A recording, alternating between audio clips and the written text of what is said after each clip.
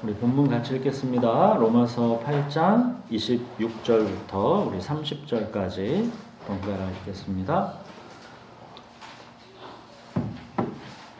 로마서 8장 26절부터 30절까지입니다.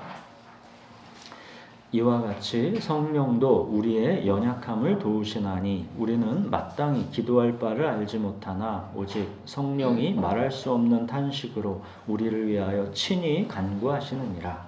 마음을 살피시는 이가 성령의 생각을 아시나니 이는 성령이 하나님의 뜻대로 성도를 위하여 간구하시느니라. 우리가 알거니와 하나님을 사랑하는 자 곧 그의 뜻대로 부르심을 입은 자들에게는 모든 것이 합력하여 선을 이루느니라. 하나님이 미리 아신 자들을 또한 그 아들의 형상을 본받게 하기 위하여 미리 정하셨으니 이는 그로 많은 형제 중에서 마다들이 되게 하려 하십니다. 또 미리 정하신 그들을 또한 부르시고 부르신 그들을 또한 의롭다 하시고 의롭다 하신 그들을 또한 영화롭게 하셨느니라. 네. 우리가 로마서 8장을 계속 보고 있습니다. 이 성경에서 가장 중요한 장이다 그랬죠. 이 8장 이게 1절이 그리스도 예수 안에 있는 자에게는 결코 정죄함이 없다 이렇게 시작을 하는 것이고 마지막 39절은 그런 우리를 하나님의 사랑에서 그 무엇도 끊을 수 없다 이렇게 끝납니다. 우리 삶이 이 위대한 이 1절과 39절의 이 위대한 괄호 속에 묶여있는 것, 이것이 예수님께서 십자가에서 다 이루었다 하신 그 구원입니다.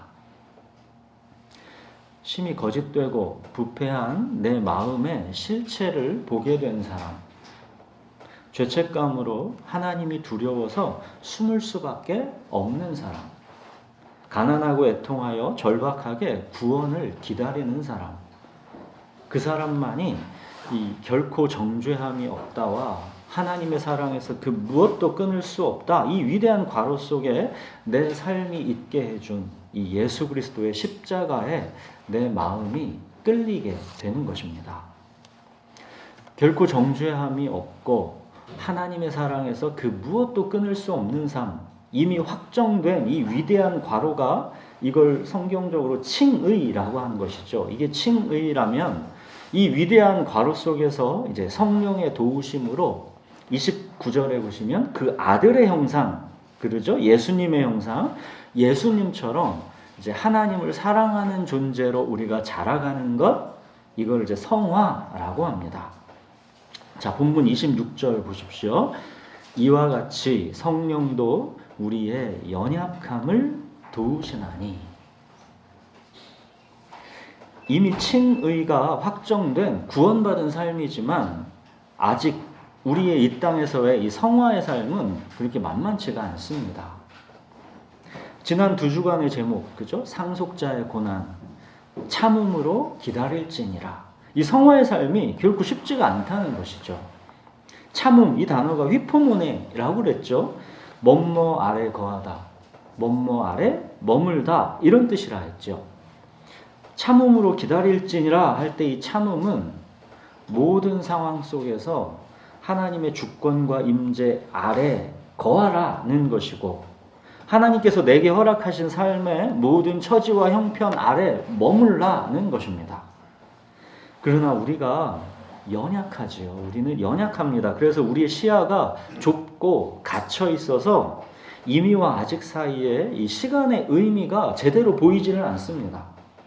우리의 모든 삶이 하나님의 주권 아래 있다라는 게 믿기가 쉽지가 않습니다. 마치 모든 것이 우연처럼 우리 삶에 벌어지는 것 같아서 불안하고 두렵습니다.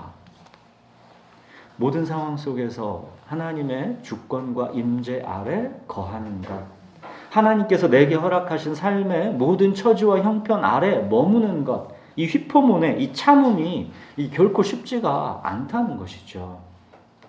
바로 이 우리의 연약함, 이 연약함을 성령께서 도우신다는 것입니다.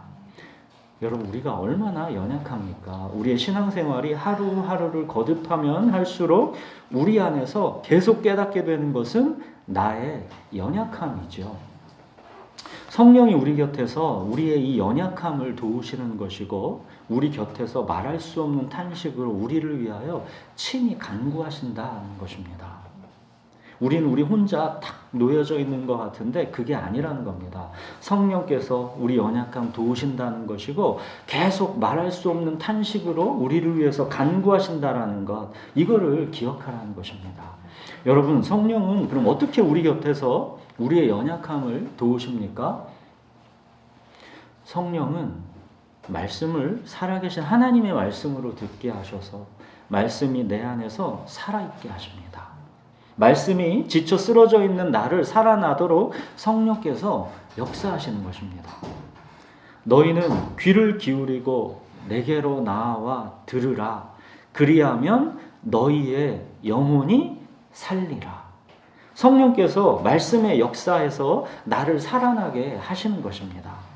우리는 현재의 고난, 이 시간을 살아가며 마땅히 기도할 바도 알지 못합니다.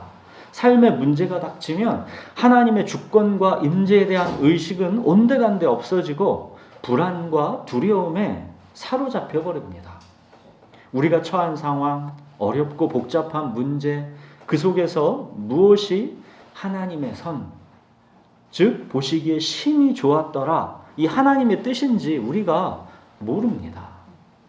우리는 무엇이 하나님의 선, 하나님의 뜻인지 사실 여기에 관심도 그렇게 많지가 않습니다. 그냥 문제가 빨리 해결돼서 육체와 마음만 편안해지면 좋겠는 것이죠. 우리의 이 연약함을 성령께서 도우시고 간구하시는데, 근데 여기서 중요한 것은 27절에 보시면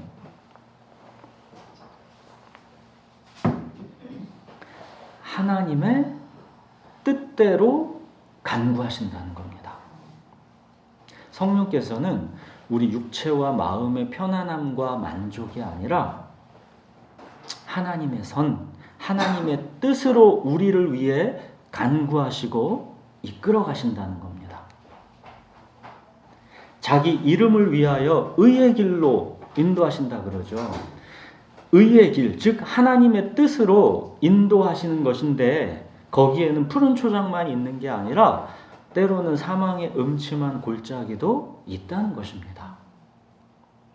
하나님께서 다윗을 어떻게 하나님의 이 선, 하나님의 뜻, 보시기에 심히 좋았더라, 그곳으로 이끌어가는가 한번 보십시오.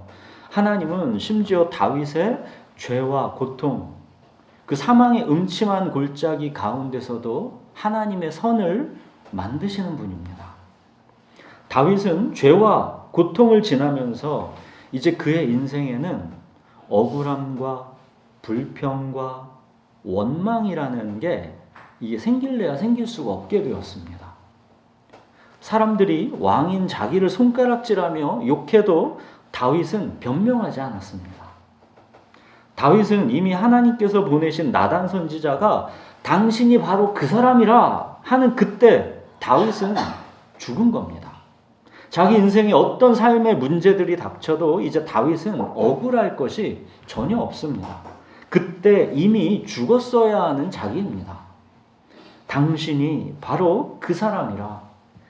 이 죽음을 지난 사람은 억울함과 불평과 원망이 없습니다. 내가 죄인 중에 괴수인데 무슨 억울함과 원망이 있을 수가 있겠습니까?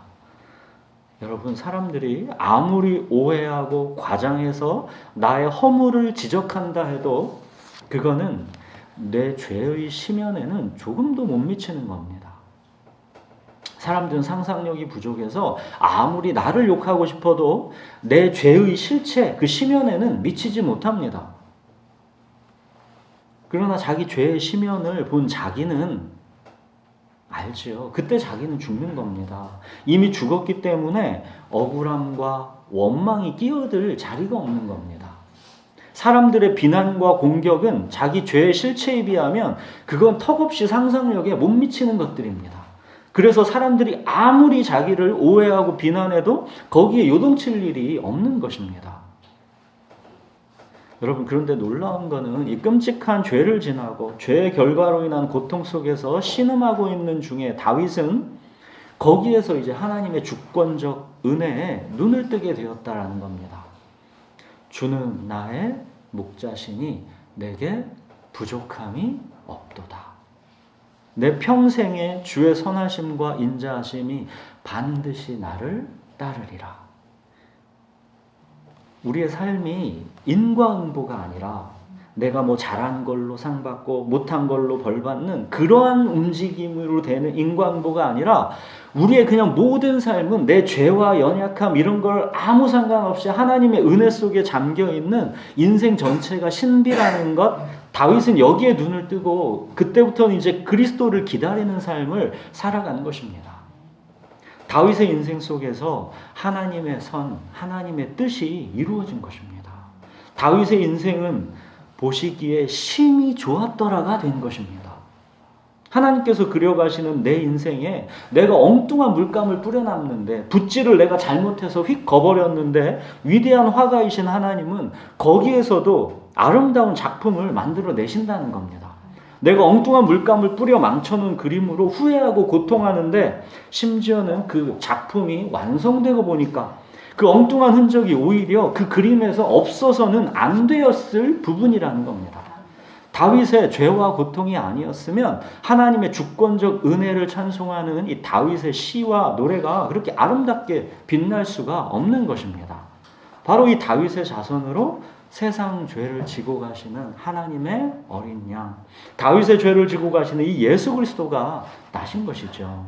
이게 바로 28절의 의미입니다. 우리가 알거니와 하나님을 사랑하는 자, 곧 그의 뜻대로 부르심을 입은 자들에게는 모든 것이 합력하여 선을 이루느니라. 자, 하나님을 사랑하는 자는 곧 그의 뜻대로 부르심을 입은 자다 그러죠. 이 두 가지가 같은 말이라는 겁니다. 그의 뜻대로 부르심을 입은 자만이 하나님을 사랑하게 되는 것입니다. 이거는 우리의 지식을 넘어서는 신비입니다. 여러분, 야곱은 왜 그토록 하나님의 장자권을 그가 갖고 싶었을까요? 에서는 고작 팥죽 한 그릇에 그 장자권을 팔아넘길 만큼 그렇게 가볍게 여기는 그것을 왜 야곱은 형을 속여가면서 아버지를 속여가면서 그 집에서 쫓겨나야 도망가야 하는 그런 위험을 다 감수하면서까지 그 하나님의 장자권을 왜 야곱은 갖고 싶었냐는 겁니다. 야곱은 왜 하나님과 씨름을 하면서 환도뼈가 위골될 만큼 그래가지고 자기가 평생 절어서 걸어야 될 만큼 그렇게 하나님께 집요하게 야곱은 매달렸냐는 것입니다. 무엇이 야곱에게서 그의 할아버지 아브라함과 그의 아버지 이삭에게서 들은 하나님, 그 하나님을 자기도 사랑하게 했느냐는 겁니다. 그거는 야곱이 하나님의 뜻대로 부르심을 입은 자이기 때문입니다. 자, 로마서 9장 11절에서 13절을 보십시오. 한 장 넘기셔서 9장 11절에서 13절에 보시면 그게 나오죠. 제가 읽겠습니다. 그 자식들이 아직 나지도 아니하고 무슨 선이나 악을 행하지도 아니한 때에 택하심을 따라 되는 하나님의 뜻이 행위로 말미암지 않고 오직 부르시는 이로 말미암아 서게 하려 하사 리브가에게 이르시되 큰 자가 어린 자를 섬기리라 하셨나니 기록된 바 내가 야곱은 사랑하고 에서는 미워하였다 하심과 같으니라. 자, 1인칭 시점, 1인칭 시점, 우리 소설에 보면 뭐 1인칭 시점 뭐 그런 거 나오죠? 1인칭 시점, 즉 인간의 시점에서는 하나님을 사랑하는 자인 것이고 전지적 작가 시점, 즉 하나님의 시점에서는 하나님의 뜻대로 부르심을 입은 자인 것입니다. 하나님을 사랑하는 자와 하나님의 뜻대로 부르심을 입은 자, 이거는 같은 말입니다. 이 둘을 합하면 이제 오늘 제목, 하나님을 사랑하도록 부르심을 입은 자인 것입니다. 여러분, 우리가 하나님을 사랑하는 것이 우리를 부르신 하나님의 뜻, 하나님의 목적입니다. 그래서 율법의 심장, 쉐마가 뭡니까? 율법의 심장이라고 하는 것, 이스라엘아 들으라. 우리 하나님 여호와는 오직 유일한 여호와이시니 너는 마음을 다하고 뜻을 다하고 힘을 다하여 내 하나님 여호와를 사랑하라. 하나님을 사랑하는 것이 율법의 심장이고 우리를 부르신 하나님의 뜻입니다. 자, 보십시오. 하나님은 당신을 이렇게 사랑해달라 그러시죠. 첫째, 마음을 다해 사랑해달라 하십니다. 다윗처럼 사랑하는 것입니다. 다윗은 마음을 다해 하나님을 사랑했기 때문에 주님 한 분만으로 정말로 행복했던 사람입니다. 사실 다윗만큼 불행의 이유를 갖춘 사람도 없을 겁니다. 밧세바를 범하고 그녀의 남편인 충신 우리아를 죽인 죄책감, 자기 죄의 결과로 이어지는 이제 비극들, 딸 다말이 장남 암논에게 성폭행을 당했고 암논은 또 다른 아들 압살롬에게 살해당했고 다윗 자신은 또 압살롬에게 쫓기고 아들 압살롬은 백주대낮에 다윗의 후궁들을 범하기까지 했습니다. 결국 그 압살롬마저도 다윗은 자기 부하에 의해 죽는 것을 보고 심히 고통하고 절규하게 되죠. 그런가 하면 누구보다 다윗의 마음을 기쁘게 해줬던 유일한 한 사람, 사랑하는 친구 요나단은 일찍 헤어져서 평생을 그냥 마음으로만 그리워해야 했습니다. 다윗에게는 그러니까 그 마음을 따뜻하게 위로해주고 함께해줄 사실은 그런 게 별로 없었습니다. 그러나 다윗은 자기의 처지와 형편이 어떠하든지 주님 안에서의 행복을 잃어버리지 않았습니다. 다윗을 진정 행복하게 하는 것은 오직 주님 한 분이었기 때문에 삶의 형편이 어떠하든지 다윗은 이렇게 고백할 수 있었습니다. 주의 궁정에서의 하루가 다른 곳의 첫날보다 좋다고 그러죠. 다윗은 주의 전에서 나를 내어쫓지만 말아달라 그러죠. 다윗은 나 평생의 단 한 가지 소원은 주의 아름다움을 보며 주의 장막에 거하는 것이다. 다윗은 그러죠. 주는 나의 주님이시오니 주밖에는 나의 복이 없다 하였나이다. 다윗은 그러죠. 다윗은 자기의 삶의 형편이 어떠하든지 마음이 온통 하나님 한 분께로만 가 있던 사람입니다. 이게 바로 마음을 다해 하나님을 사랑하는 것입니다. 그래서 하나님도 다윗을 향해 그러시죠. 다윗은 내 마음에 합한 자다. 다윗의 마음과 하나님의 마음이 서로 연락된 것입니다. 하나님은 우리에게 다윗처럼 나를 마음을 다해서 사랑해달라 하시는 겁니다. 자, 둘째, 뜻을 다해 사랑해달라 하시죠. 뜻을 다하여 사랑한다라는 게 뭡니까? 뜻을 다해 사랑한다라는 것은 아브라함이 하나님을 사랑했던 걸 보면서 우리가 배울 수가 있습니다. 아브라함은 하나님께서 본토, 친척, 아비집을 떠나 내가 지시할 땅으로 가라 하시니까 그 뜻대로 갈 바를 알지 못하고 나아갔습니다. 자기의 뜻을 하나님께 드렸습니다. 또 약속으로 주신 이삭을 바치라 하시는 하나님의 이 명령 앞에서는 도저히 이해와 납득이 안 가지만 자기의 뜻을 꺾고 하나님의 말씀, 하나님의 뜻에 순종했습니다. 하나님의 뜻에 대한 이 강렬한 열망, 이 열렬함이 없으면 나의 뜻을 결코 꺾을 수가 없습니다. 하나님의 뜻을 사랑하는 열망이 있기 때문에 나의 뜻이 꺾이게 되는 것입니다. 자, 뜻을 다하여 사랑하는 그 사랑은 이제 하나님이 그 아브라함으로부터 받은 것입니다. 자, 셋째, 하나님은 힘을 다하여 사랑해달라 그러십니다. 어떻게 사랑하는 겁니까? 힘을 다하여 하나님 사랑하는 것은 바울을 보면 알 수 있습니다. 바울은 정말로 힘을 다해서 하나님을 사랑한 사람입니다. 내가 달려갈 길과 주 예수께 받은 사명, 곧 하나님의 은혜의 복음을 증언하는 일을 마치려 하면은 나의 생명조차 조금도 귀한 것으로 여기지 아니하노라. 생명조차 조금도 귀한 것으로 여기지 않는 것, 이게 힘을 다하는 것입니다. 힘을 다하여 하나님을 사랑한 바울의 마지막 유언을 보십시오. 전제와 같이 내가 벌써 부어지고 나의 떠날 시각이 가까웠도다. 나는 선한 싸움을 싸우고 나의 달려갈 길을 마치고 믿음을 지켰다. 바울은 마지막 남은 자신의 한 방울의 그 힘까지를 다 전제로 쏟아부었습니다. 힘을 다하여 그렇게 하나님을 사랑했습니다. 이것이 힘을 다하여 하나님을 사랑하는 것입니다. 힘을 다하여 사랑한다라는 것은 바울에서 보는 것처럼 이 다른 말로는 목숨을 다하여 사랑한다라는 것입니다. 자, 여러분 이처럼 마음을 다하여, 뜻을 다하여, 힘을 다하여, 이게 하나님께서 원하시는 사랑의 표준입니다. 하나님은 이렇게 당신을 사랑해달라 하시는 겁니다. 여러분, 하나님을 정말로 마음을 다해서, 뜻을 다해서, 힘을 다해서 사랑하신 분, 이 율법의 심장, 쉐마를 완전하게 성취하신 분이 누굽니까? 하나님의 아들 예수 그리스도이십니다.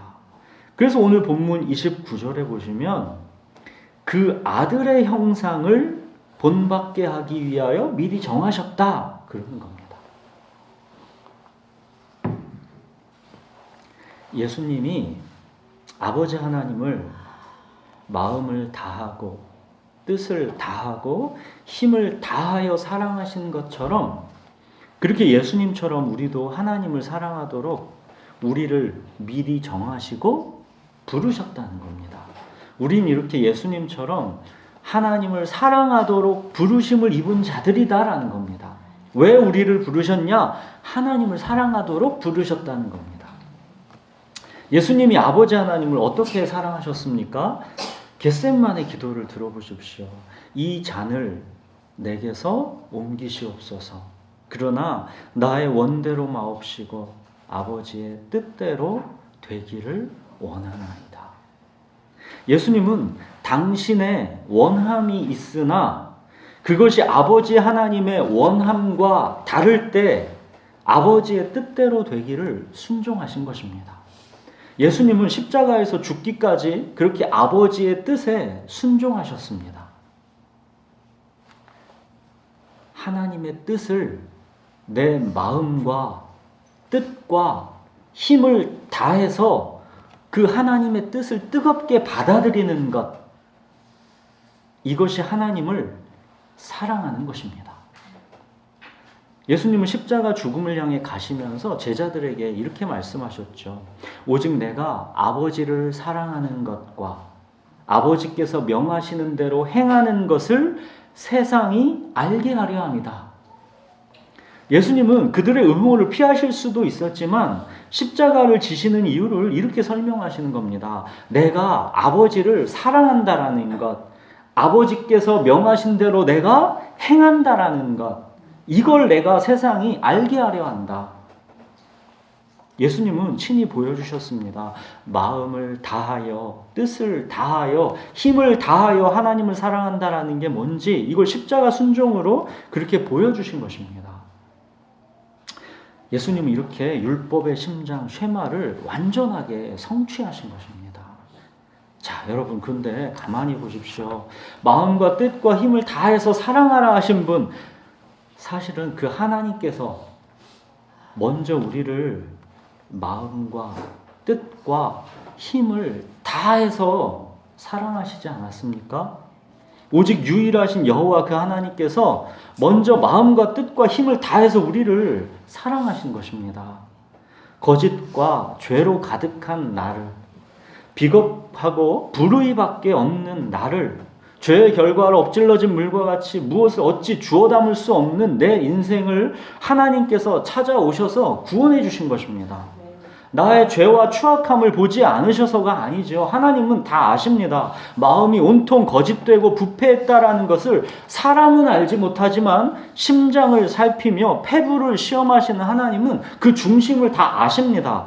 그러나 하나님께서는 그런 나를 마음을 다하고 뜻을 다하고 힘을 다하여 사랑하셨습니다. 그게 로마서 5장 8절이죠. 우리가 아직 죄인 되었을 때 그리스도께서 우리를 위하여 죽으심으로 하나님께서 우리에 대한 자기의 사랑을 확증하셨느니라.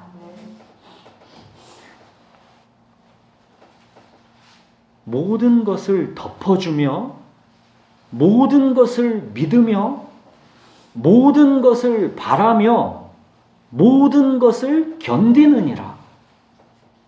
이것은 하나님께서 우리를 사랑하신 바로 그 사랑이죠. 고린도전서 13장의 이 사랑은, 여러분, 이 사랑은 그냥 관념적이고 추상적인 그러한 선언이 아닙니다. 하나님은 정말로 독생자를 십자가에 내어 주심으로 우리의 모든 죄와 허물을 덮어주신 것이고, 지금도 나도 믿을 수 없는 나를 하나님이 믿으시는 것이고, 나도 바랄 수 없는 나를 하나님이 바라시는 것이고, 나도 도저히 견딜 수 없는 나를 하나님이 견디어 주시면서 나를 사랑하고 계신 것입니다.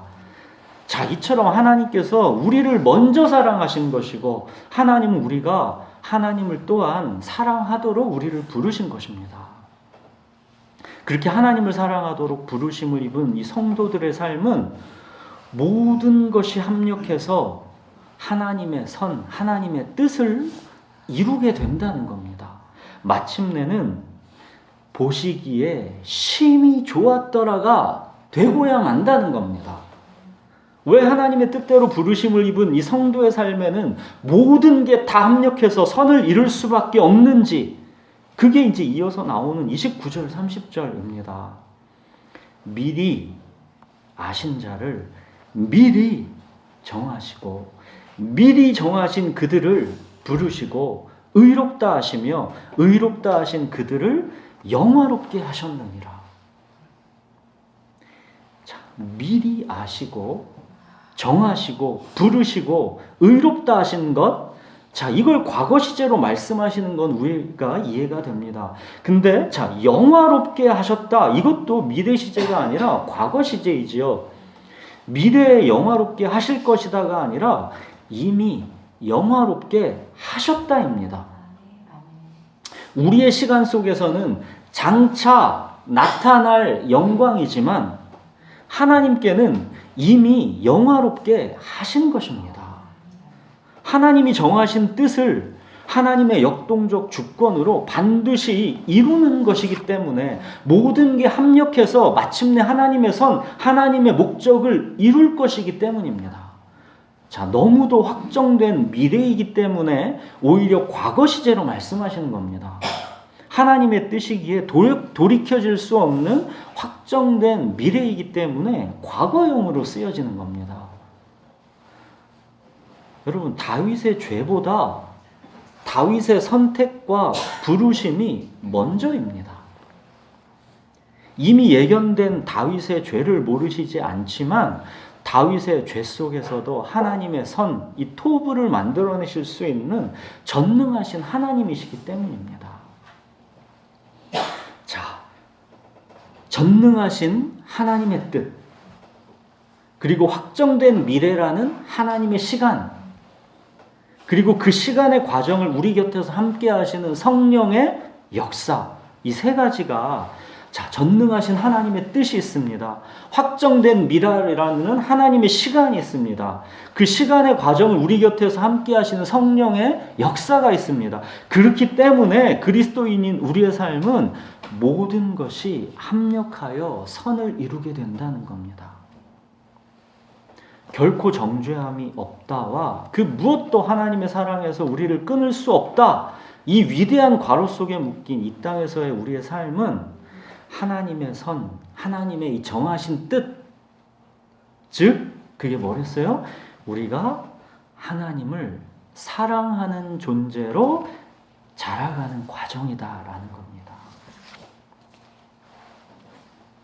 여러분, 결코 정죄함이 없다. 하나님의 사랑에서 그 무엇도 우리를 끊을 수 없다. 이 위대한 괄호 속에 묶여있는 우리 성도의 삶에 발생하는 모든 상황들은 하나님의 주권 아래 있는 것이고, 성도의 삶에는 우연은 없습니다. 우리가 모든 상황을 다 이해할 수는 없습니다. 그러나 우리의 연약함을 도우시는 성령께서 우리 안에 계십니다. 여러분이 처한 환경과 상황 속에서 불안과 두려움에 사로잡히지 마시고 우리 안에 계신 성령을 의지하십시오. 성령께서 우리의 연약함을 도우시고 무엇을 기도할지도 모르는 우리를 위해서 대신 성령께서 말할 수 없는 탄식으로 간구하십니다. 그래서 지금 우리가 이 예배 자리에 있는 겁니다. 말씀을 살아계신 하나님의 말씀으로 듣게 하셔서 우리를 매번 다시 살려내시는 겁니다. 여러분, 우리는 하나님을 사랑하도록 부르심을 입은 자들입니다. 우리의 모든 삶의 현실을 통해 하나님께서는 우리가 하나님을 사랑하는 존재로 자라가게 하시는 겁니다. 자, 여러분, 하나님을 사랑한다라는 게 뭡니까? 예수님이 하나님을 사랑하신 그 본질이 뭐였습니까? 나를 향하신 하나님의 뜻을 마음과 뜻과 힘을 다해서 뜨겁게 받아들이는 것. 이것이 하나님을 사랑하는 것입니다. 내가 어디에 있어야 하는지, 어떤 상황에 있어야 하는지 이걸 내가 주장하지 않고 내게 주어진 하나님의 모든 뜻을 뜨겁게 받아들이는 것. 이것이 하나님을 사랑하는 것입니다. 예수님처럼 나의 원대로 마옵시고 아버지의 뜻대로 되기를 원하나이다. 이것이 하나님을 사랑하는 것입니다. 우리의 모든 삶이 하나님의 주권 아래 있음을 믿고 우리에게 주어진 삶의 현실 아래에서 단단하게 버티고 머무는 것, 이것이 하나님을 사랑하는 것입니다. 처녀인 마리아가 아들을 낳을 것이다 라는 이 청천벽력 같은 말씀, 자, 처녀인 마리아에게 아이를 낳을 것이다, 그 소식은, 그 마리아 인생은 이제 고통이라는 겁니다. 모든 오해와 손가락질과 그 속에 그 인생이 던져지는 겁니다. 평생을 수근수근하는 속에 그 인생이 놓여지는 겁니다. 근데 마리아는 그 청천벽력과 같은 말씀 앞에서 주의 여종이오니 말씀대로 내게 이루어지이다 그랬습니다. 그렇게 모든 일을 그의 뜻의 결정대로 일하시는 분의 계획 속에 내가 있다라는 걸 믿고 나의 모든 현실을 주님께서 주신 삶으로 받아들이는 것, 이것이 하나님을 사랑하는 것입니다. 항상 기뻐하라. 쉬지 말고 기도하라. 범사에 감사하라. 그래서 이것이 우리를 향하신 하나님의 뜻이다, 그러는 겁니다. 내가 어디에 어떤 상황에 있어야 한다라고 주장하지 않고 내게 주어진 하나님의 모든 뜻을 뜨겁게 받아들이기 때문에, 그렇게 하나님을 사랑하기 때문에, 그래서 항상 기뻐하는 것이고 모든 상황 속에서 기도하는 것이고 범사에 감사하는 겁니다.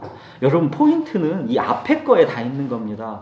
기뻐하라보다 이 항상이 중요한 것이고, 기도하라보다 모든 상황 속에서가 중요한 것이고, 감사하라보다 범사에가 중요한 겁니다. 하나님의 전능하신 주권, 나를 향하신 사랑을 너희가 정말로 믿으라는 겁니다. 너희를 향하신 그 하나님의 뜻을 받아들이라는 겁니다. 이렇게 하나님을 사랑하도록 부르심을 입은 자들, 그들이 바로 성도입니다. 사랑하는 여러분, 내가 어디에 있어야 할지를 주장하지 말고 내게 주어진 하나님의 모든 뜻을 뜨겁게 받아들이십시오. 그렇게 하나님을 사랑하십시오. 우리의 모든 삶이 하나님의 주권 아래 있음을 믿고 우리에게 주어진 이 삶의 모든 현실 가운데서 그 아래에 단단하게 버티고 머물러서 살아가십시오. 우리 기도하겠습니다.